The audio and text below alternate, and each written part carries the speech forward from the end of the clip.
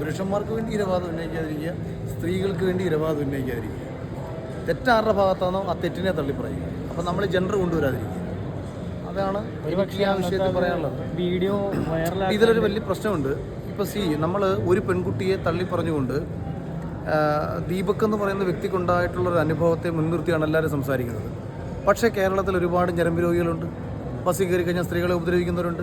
അപ്പോൾ അവർക്കൊരു പ്രോത്സാഹനമായി മാറാൻ പാടില്ല. അതാണ് ഞാൻ ആദ്യം പറഞ്ഞത്. ഇത് ഫുൾ എല്ലാ ക്യാമറയിൽ വന്നിട്ടുണ്ടോ എന്ന് എനിക്കറിയത്തില്ല. ഞാൻ ആദ്യമേ കൃത്യമായിട്ട് പറഞ്ഞിട്ടുള്ളൊരു കാര്യം, ഒരു വിഷയത്തെ നമ്മൾ സമീപിക്കേണ്ടത് ജെൻഡർ നോക്കിയിട്ടോ രാഷ്ട്രീയം നോക്കിയിട്ടോ മതം നോക്കിയിട്ടോ ആവരുത്. പകരം ആ വിഷയത്തിൻ്റെ മെറിറ്റിൽ ആരോടൊപ്പമാണോ ശരി, ആ ശരിയെ നമ്മൾ അനുകൂലിക്കുക, തെറ്റിനെ നമ്മൾ എതിർക്കുക. ഇവിടെ ഈ ക്യാമറയിൽ തെറ്റ് ചെയ്യാത്ത ഒരു ചെറുപ്പക്കാരൻ്റെ വീഡിയോ എടുത്ത് റീച്ചിന് വേണ്ടിയിട്ട് ഞാൻ മുമ്പൊരു ഇതിൽ പറഞ്ഞിട്ടുണ്ട്, നാണം കെട്ടും റീച്ച് നേടുകിൽ നാണക്കേട റീച്ച് മാറ്റിടും എന്ന കാഴ്ചപ്പാടും കൊണ്ട് ജീവിക്കുന്ന ഒരുപാട് ആൾക്കാരുണ്ട്. അവർ വേറൊരാളെ ജീവിതം വെച്ച് കളിക്കരുത്.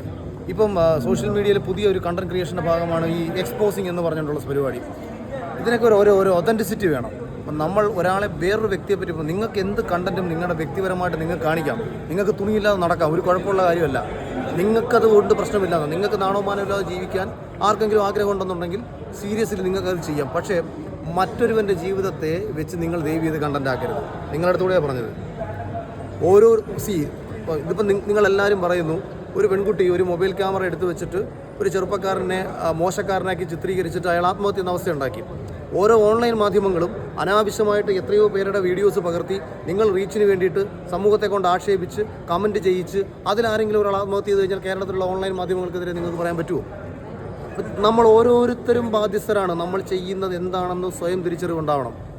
അതുകൊണ്ട് മാത്രമാണ് ഞാനിത് പറഞ്ഞത്. നമ്മൾ ചെയ്യുന്നത് വേറൊരാൾക്ക് ദോഷകരമാകുന്നുണ്ടോ ഇല്ലയോ നമ്മൾ ആലോചിക്കണം.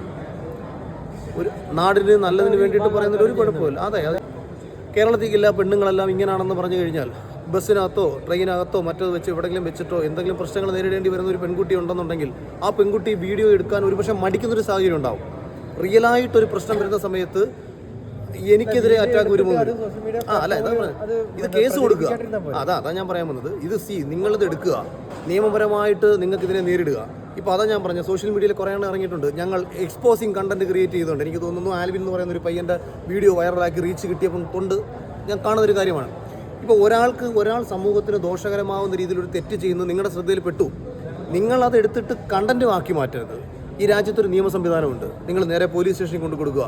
അതിനുശേഷം പോലീസ് സ്റ്റേഷനിൽ നിന്നോ നമ്മുടെ നിയമപരമായിട്ടുള്ള വ്യവസ്ഥയിൽ നിന്നോ നിങ്ങൾക്ക് അനുകൂലമായിട്ടുള്ളൊരു സംഭവം കിട്ടുന്നില്ല എന്നുണ്ടെന്നുണ്ടെങ്കിൽ ഇത് സമൂഹത്തെ അറിയിക്കുക. അതാ ഞാൻ ഇങ്ങനെ ഒരു തെറ്റ് കണ്ടുപിടിച്ചു, ഞാൻ പോലീസ് സ്റ്റേഷനിൽ കംപ്ലയിൻറ്റ് കൊടുത്തപ്പോൾ എനിക്ക് അവിടെ നിന്ന് അനുകൂലമായിട്ടുള്ള ഒരു നിലപാട് അവർ സ്വീകരിച്ചില്ല, സമൂഹം കാണൂ എന്ന് പറയണം. അല്ലാതെ കയ്യിലൊരു മൊബൈൽ ഫോണുണ്ട്, എൻ്റെ ഒരു ഓൺലൈൻ ചാനലുണ്ട്, അതുകൊണ്ട് ആരുടെയും ജീവിതം വിറ്റ് ഞാൻ കാശാക്കും എന്ന് പറയുന്ന മനോഭാവമല്ല നമുക്ക് വേണ്ടത്. അത് ഒരു ഇൻസ്റ്റഗ്രാം റീൽസ് ചെയ്യുന്നവരായാലും ഓൺലൈൻ മീഡിയ ചെയ്യുന്നവരായാലും നമുക്ക് പൊതുസമൂഹത്തോട് ഒരു നീതി ഉണ്ടാവണം, നമുക്കൊരു ബോധ്യം ഉണ്ടാവണം. അപ്പോൾ നമ്മൾ ചെയ്യുന്ന കാര്യങ്ങൾക്ക് വേറൊരാളുടെ ജീവിതത്തെ ഇല്ല. ഇപ്പം മരണപ്പെട്ടത് കൊണ്ടല്ലേ ഇത് ഇങ്ങനൊരു ചർച്ച വന്നത്. എന്തിന് നമ്മൾ അതിലേക്ക് പോയി? ഞാൻ എത്രയോ കാലങ്ങളായിട്ട് ഞാൻ ആ വിഷയത്തിലൊരു വീഡിയോ പോലും ഞാൻ ചെയ്തില്ല.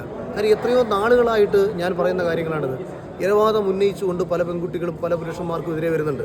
രാഹുൽ ഈശ്വർ ഒരുപാട് നാളുകൊണ്ട് ഇത് പറയുന്നുണ്ട്. പക്ഷേ രാഹുൽ ഈശ്വർ ഇത് പറയുമ്പം രാഹുൽ ഈശ്വറിന് വരുന്നൊരു ചെറിയ പ്രശ്നം, ഇരയാക്കപ്പെടുന്ന പെൺകുട്ടിക്ക് എതിരെ സംസാരിക്കപ്പെടുന്നുണ്ട്. ഞാൻ യഥാർത്ഥത്തിൽ രാഹുൽ മാങ്കൂട്ടത്തിൻ്റെ വിഷയം നിങ്ങൾ എടുത്തു നോക്കൂ. ഞാൻ രാഹുൽ മാങ്കൂട്ടത്തിനെ എതിർത്താണ് സംസാരിച്ചത്.